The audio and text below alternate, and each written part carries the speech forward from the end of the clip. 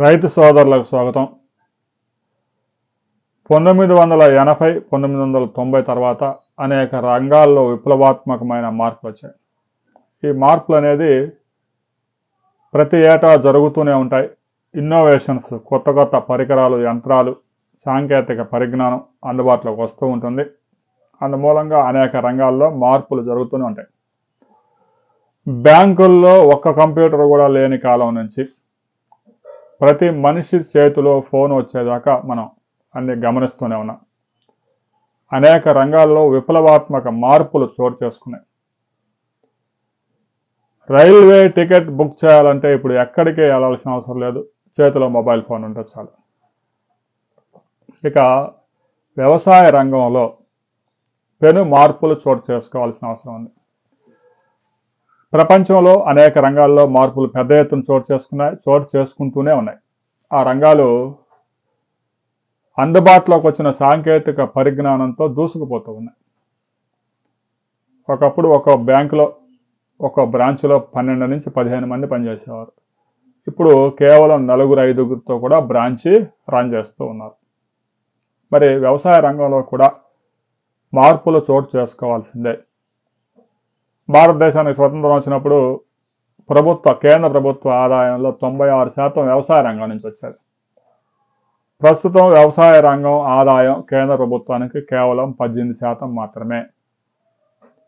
వ్యవసాయ రంగమే కాదు, వ్యవసాయ రంగం నుంచి వస్తున్న ఉత్పత్తులు, ఉప ఉత్పత్తులు ద్వారా వచ్చే జిఎస్టీ కూడా కేంద్ర ప్రభుత్వానికి మిగతా రంగాలతో పోల్చినప్పుడు తక్కువగా ఉంది.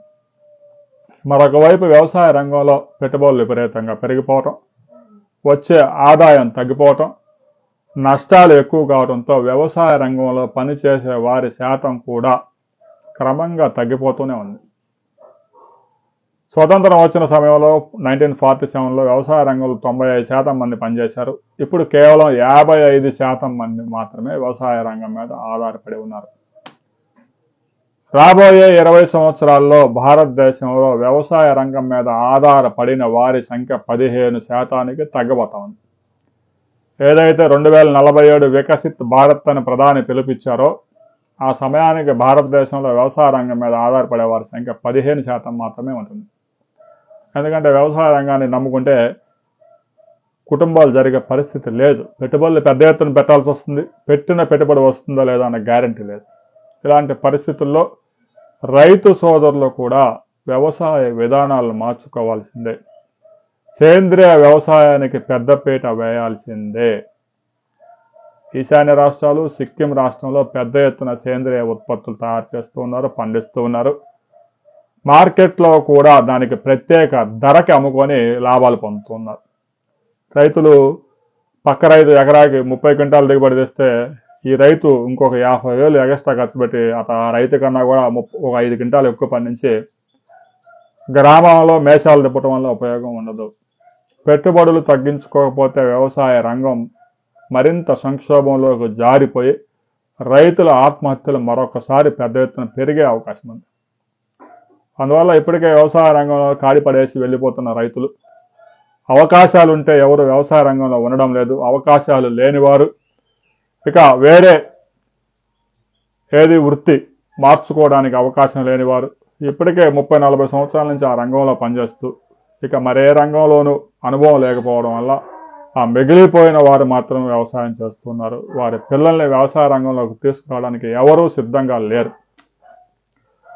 స్వయంగా ఉపరాష్ట్రపతి వెంకయ్యనాయుడు అనేక సార్లు చెప్పారు, రాజకీయ నాయకుడు కొడుకు వారు ముసలోడైనాక ఆ కొడుకుని రాజకీయ వారసుడిగా తీసుకురావడానికి ప్రయత్నాలు చేస్తూ ఉంటాడు.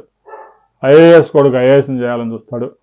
పోలీస్ అధికారి కొడుకుని పోలీస్ అధికారి చేయాలని చూస్తాడు. కానీ రైతు మాత్రం కొడుకుని రైతుగా చూడాలనుకోవడం లేదు అని ఆయన స్పష్టంగా చెప్పాడు. రాజకీయ నాయకులకు స్పష్టంగా తెలుసు వ్యవసాయ రంగం ఎంత దారుణమైన పరిస్థితుల్లో ఉందో.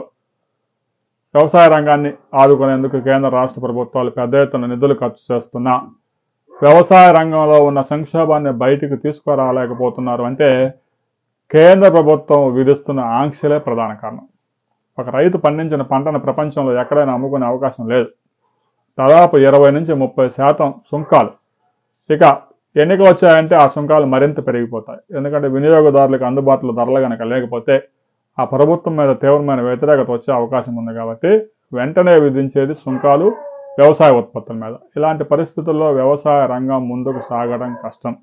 ఆంక్షలు తొలగించాలి, ఉత్పత్తిని ఎక్కడైనా అమ్ముకునే స్వేచ్ఛ కల్పించాలి, ఎగుమతుల మీద సుంకాలను తగ్గించండి 5%, రైతులకి స్వేచ్ఛ కల్పించండి.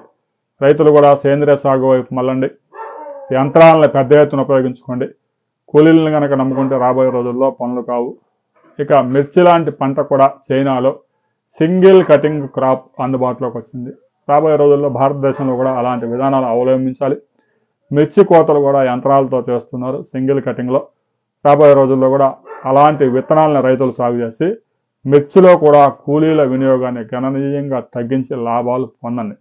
వ్యవసాయ రంగంలో ఎలాంటి మార్పులు ఇంకా రావాల్సి ఉంది, వ్యవసాయ రంగం బట్టగట్టాలంటే ఏం చేయాలి అనే దాని మీద రైతు సోదరులు మీ అనుభవాన్ని కామెంట్ రూపంలో పెట్టండి.